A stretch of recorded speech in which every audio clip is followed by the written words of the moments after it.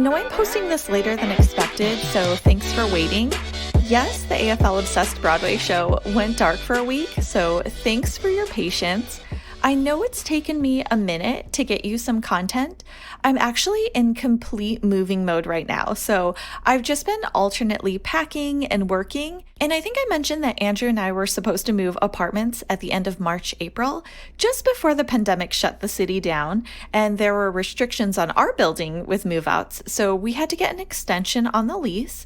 So between that and the scaffolding that they've been building to work on the facade of our building that I told you about, it feels like a frenzy over here and not enough footy. Because I'm deadlining, just FYI, this week and the next few, there will be one episode a week. I'll be releasing Time on Stories also. I promise to go back to normal pod programming as soon as we're settled, but I'm still here for you, and Victorians especially, if you need someone to talk to or process anything about lockdown, because I know all about that and I know how tough it is. I feel for you. You got this. And it's crazy to think that Andrew and I haven't seen any of our friends or family for 5 months now, and that's a long time to just be isolating with one other person, like unintentionally hard tagging each other. I'll have to get him on here eventually, but I'm sure he appreciates some time away from me. We'll have to share his side of the obsession at some point, though, if you guys are into it. My email is aflfootyobsessed@gmail.com and aflobsessed on Twitter if you want to drop me a line or share any thoughts this week. So the AFL has stated that due to the escalating complexity of the fixture, they'll be revealing week by week going forward instead of blocks of rounds beyond week 12. And the rolling weekly determinations will just also help the league respond to changes by state governments on border controls. And a few clubs will be headed to the Northern Territory in round 13. The annual Dreamtime game between Essendon and Richmond will be played there for the first time, which is actually amazing if you think about it. I know it's Dreamtime at the G, and we all love that, but I think it's great that they're playing the game there, and maybe they should consider it in future. And the Suns versus Carlton game will also be in the Northern Territory. So let's get to it and dive into the opening overture of my overall thoughts on the last week and where NYC is now. But first, I just have to tell you a little story. So our friends had a baby recently, and because there wasn't a baby shower beyond a virtual one, we ordered different items off the registry and then had them delivered from different places. And I know showers are more American than Australian, baby showers are, but then sidebar, so we needed more moving bins. Like, our place is full of the plastic storage bins right now that you see for moving, so I ordered more from Target, and I got the notification for delivery a few days later, but we didn't have any boxes. So I looked up the order, and why did I have the bins delivered to our friends? I mean, luckily they live in Brooklyn and not like in California, but we then had to go to Brooklyn and personally pick up these 2 huge boxes just to get them back here. I mean, I swear, if that's not indicative of how 2020 has been since March for us, like, I'm just making more work for myself than really needs to be. I think the funniest part was that our friends were trying to figure out which one of them had ordered the bins, because I'm sure no one would send that as a baby gift. Like, I'm so dead. But anyway, that's really been my week in quarantine. And so NYC is now requiring mandatory quarantine for visitors from 34 states. I know I mentioned the 2-week quarantine previously, but I always wondered how they would enforce that. So on Wednesday, our mayor announced a checkpoint program at key entry points along major bridges and tunnels, where they'll be stopping random samplings of cars that are entering the 5 boroughs that make up New York City. So that's the Bronx, Brooklyn, Manhattan, Queens, and Staten Island, for anyone that doesn't know that. But if stopped, the drivers from one of those 34 states will be required to fill out a registration form to complete a 2-week quarantine. So on Thursday, they plan to station teams at Penn Station and the Port Authority, where they'll be conducting similar screenings. It's not an optional quarantine, so there are fines that are imposed if you are caught breaking the requirements. And previously, we had teams requiring incoming passengers to fill out traveler forms for contact tracing purposes at our 3 airports. But this is a little bit more in depth. And they also announced on Wednesday that 20% of new cases here in NYC are from out-of-state visitors. So they are checking by phone, and if they can't reach you, they have teams knock on your door. And also, a tropical storm came through last week on Tuesday that caused widespread outages in the area. At the height of the blackout, I think 300,000 people in New York alone were left without power, and officials have said it's the second worst storm to hit after Superstorm Sandy a few years back, and they're still working to restore power for people in New York, New Jersey, and Connecticut. But now on to Act 1 with my highlights for round 10, and hopefully the blowouts are behind us. In the Power versus Bulldogs game, Robbie Gray was great in this game, but my favorite quarter was the third when Charlie Dixon kicked 2 goals and had this amazing one-handed grab, almost like a superhero and Elastigirl, where he stretched seemingly beyond his grasp and marked the ball in a pack of players, and it was highly contested. In the Tigers versus Lions game, Lions versus the Tigers, oh my gosh. So Shea Bolton was incredible in this game, but his second quarter 75-meter kick from like the center square for goal was insane. And I hope all the AFL newbies to the sport witnessed that magic. And in the fourth quarter, when Revolt kicked his fourth, there was a supporter in the stands dressed like the Tiger King and did a little Joe Exotic dance too, which was hilarious. So much more likable, I think, than the actual personality he was portraying. In the Cats versus Kangaroos game, Magic Dawes' goal in the fourth, on top of that magical goal he kicked on his return to footy last week, I just love seeing him beaming on the field and watching him play. But sadly, Ben Brown actually went down pretty early on in the game after his return from last week and is injured now, so all the best to him. In the Crows versus Demons game, there were 2 memorable moments for me. Harley Bennell's snap goal in the third, and the other memorable moment for me was that sling tackle on Will Hamill. It was a full sling tackle and it looked really bad, and he was concussed following that, and Alex has already been given 4 weeks for that dangerous tackle. In the Magpies versus Swans game, there were 3 moments, I think, from that. Trey Rusko, first of all, calling his mom before the game to let her know that he got called to play. Her reaction was priceless, but then he also kicked a goal during the game, which was amazing, but Fiona literally missed it, like his mother. And then 2, Josh Dacos with that check side kick for goal, which really was like a deja vu moment if you've ever seen his dad, Peter Dacos. Sidebar, I guess some people refer to that kick as a banana, but that's like a totally different kick to me. So one of the most difficult things about learning footy is the different terms that I feel different states have when you're learning the game and the sport. But the other moment that I think is seared into all of our psyches was the Isaac Quainar injury. So after a tackle, he had to be stretchered off. And I don't even think everyone knew the extent of his injury. It just looked like maybe he hurt his leg, but the medic was kind of holding his leg together. And later on, if you saw the photo of the slice in his leg that was like 8 inches long and deep, it looked like something you would see in the middle of an open surgery. So all the best with recovery there to Isaac. And in the Suns versus Saints game, the highlight for me was seeing the Battle of the King twins. I know we've talked about them so much since that super strong 2018 draft that year, and they were highly regarded and both top 10 picks. So it was really great to see them playing against each other for the first time, and Rankin with his impossible goal. And in the Bombers versus Giants game, my favorite moment, honestly, was Fletchy. Dustin Fletcher, who I've talked about previously and is an Essendon and AFL legend. He was on the wall cheering squad for the club, which I absolutely loved. And I have to give it to the Giants for coming back from a pretty big deficit in the pouring rain too, nonetheless, for ending up taking that game and winning it.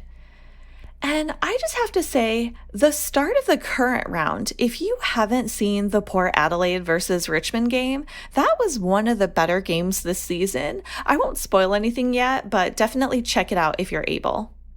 But what were your favorite moments from the round?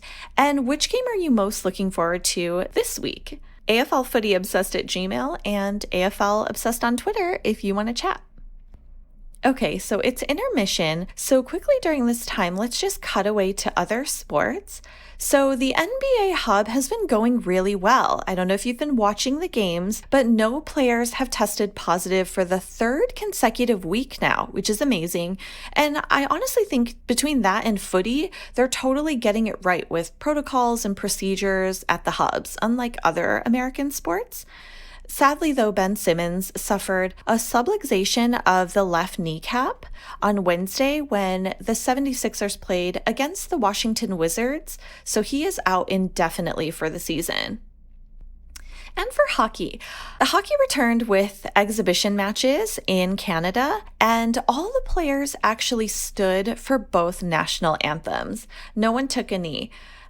I know you guys know how I feel about this. So regardless of the makeup of the players in that sport, the gesture is interpreted as the league and its stars refusing to acknowledge the racism and injustice that exists in hockey culture and the world. And it was actually heartwarming to see all of the fans standing in solidarity with Black Lives Matter by kneeling and posting onto social media photos of themselves kneeling in their homes. I think there's some work the league needs to do to make the game more open, accepting, and available to everyone, but that's just my own personal opinion. And now on to Act 2, and this week will be just a footy discussion centering around footy boots. I wanted to talk about an article that came out in July because I've always been fascinated by footy boots in general and accessories because I didn't grow up with the sport. So there was an article with a headline, AFL gives green light to a new footy boot technology. 5 clubs have shown interest, by Tom Morris for Fox Sports. And I was fascinated by the article when it came out, and I planned to research it more and talk about it because I really don't know that much about footy boots in general. So it was about this Pinpoint kicking aid, and it's new tech that the AFL hopes will improve or help to improve kicking accuracy. And it was developed by local footballers Scott Ryan and Will Jesser when they were trying to figure out why kicking efficiency at the elite level hasn't improved for years, especially from set shots.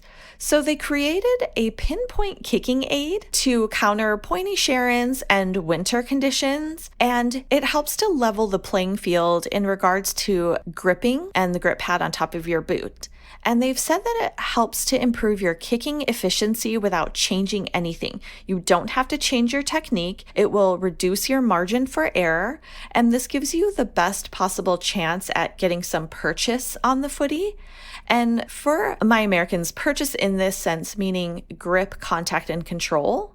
So 5 clubs, as I said, are already using it in their academies. Carlton, Hawthorn, Melbourne, Brisbane, and the Adelaide Crows Academy have it, so they're using it at training now.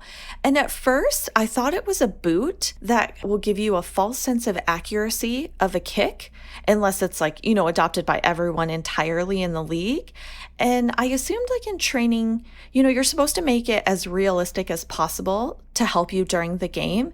So if there's something that makes it easier to kick, but then you end up playing with a regular boot, your performance might actually suffer during the actual game because it's unusually hard and it's opposite to what you had been achieving in training. But it's not a boot, it's actually a pad, and you can see videos of it in action on YouTube if you look up Pinpoint kicking aid. And the prototype was kind of like a tire tube that was cut up by hand, but it's been refined since then. So on a completely different note, when we discuss Quaynar's injury in the Collingwood game, I guess with the debutant wearing illegal boots, in the under 18s footy clubs, when they're playing, the umps check all their studs before play, but they don't do that at the professional level because it's just assumed that they won't be worn. And I know Nick Revault has come out and said that, no player is really going to know. There's typically someone on staff who will help you with that, but with the way that people have been stood down right now, there just isn't anyone at the clubs who's kind of accountable for that portion of it. but basically there can't be any kind of like metal studs. And I'd love to know more about boots in general, especially anything that's banned, because I'm assuming the metal studs, are they used for training? I don't understand personally their production value if they're banned and if no one can actually wear them, basically when they are utilized. So if someone wants to explain that to me, feel free. And now for the curtain call in the Spotlight segment. I just wanted to throw some beams on Nicole Livingston, who is the CEO of AFLW. So AFL CEO Gil McLaughlin has said of Nicole is a champion in every sense as an athlete, an administrator, and an advocate for women in sport. So a little about Nicole. She is a former competitive swimmer who competed for Australia in 3 Summer Olympics in 1988, 1992, and 1996, where she won both individual and team medals. And she held the Australian record for the 200-meter backstroke at the 92 Summer Olympics in Barcelona, and she held on to that record for 16 years. And Nicole retired from swimming after the 96 Olympics, which happened right here in Atlanta. And following retirement, she had a career as a TV sports commentator and media presenter, and also as a sports administrator. And she's been an expert commentator on the world sporting landscape for over 20 years. Obviously, Nicole is someone who, to me, is familiar with competitive sport and performing at the elite level as an individual and on a team, and she knows how to win. And she became the AFL head of women's football in November 2017, where she is responsible for managing the AFLW comp. Nicole's dream for AFLW is that it becomes genderless and not caught up in the tired debate about the male game versus the female game. She believes we're all athletes and that great footy is great footy. There are many passionate AFL people around the country, all wanting to see the AFLW find its place in the hearts and minds of Australians, and I look forward to connecting with them, is what she's said. Outside of footy, Nicole and her sister co-funded Ovarian Cancer Australia, and she's on the Swimming Australia board. And a really fun detail I thought was in the 2012 Olympics in London, Nicole and Bruce McAvaney provided the swimming commentary for the International Olympic Committee's English Language International feed. But here's some of her words about the state of the comp. In the football side of things, I've never seen an organisation, perhaps government and politics is parallel, but I've never seen an organisation like the AFL that is just open to criticism and critiquing it. I know it's the passion of what it is, and that is tribal and football, but it's a little like customer service. People don't remember the good things that are going on. They only focus on the bad things that are going on. So when I first joined the AFL, I had an impression that it was very much a boys' club, very masculine. We have 30% executive that are female at the AFL, and we have a workforce and senior leadership right across the business that is very female. So you don't have to have played men's football to be able to work in the sports industry. You need to be a good operator and you need to be good at your job. So to see more females there, it actually makes it more comfortable for other females. From Olympic champion to female role model overall and a true champion in every way, we say encore, Nicole, and continue to break not legs but ground in the sport and country. So now it's the after show where I'm going to just add mini details since there's no wrap up this week. My pure class for the week. I just love following along to Susan Alberti live tweeting games. I know she's our second ever Spotlight segment from episode 7, Shinboner Spirit, but if you haven't been watching her and following along, that's just one of my favorite moments during the week. Magic Dawes' goal, obviously, as I said, and Hurley just checking on his opponent in the game when they went down after a clash. He is all class. For a hard pass, I would have to say the whole Mitch Cleary event being stood down over the Brooke Cochin Spa fiasco and gone Ben Brown, Trelaw, and Cam Rayner injuries. For just trash, definitely the Quainer injury and the sling tackle on young Crow Will Hamill. And the Richmond team seeing Mabior Tall package grabbing. So that's it for me. Thanks again for listening, rating, and subscribing, everyone. And thanks for hanging around for the show. Stay safe and healthy. Check on your friends and neighbors. We'll get through this like footy. I'm virtually hugging you, and we'll talk footy soon.